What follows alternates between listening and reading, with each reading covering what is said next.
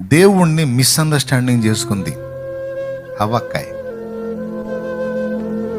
Misunderstanding చేసుకుంది, అపార్థం చేసుకుంది. కానీ అసలు వాస్తవం ఏంటో తెలుసా? రెక్కలు కలిగిన దేవదూతల్ని వీళ్ళు చూశారు, కాంతి వేగంతో ప్రయాణించే దేవదూతల్ని చూశారు. కానీ అసలు మట్టి పురుగులమైన మనకి దేవుడు నియమించిన మహిమ ఎంత గొప్పదంటే, వీళ్ళు చూసిన వాళ్ళందరికీ పైన ఉన్న మహిమ అది.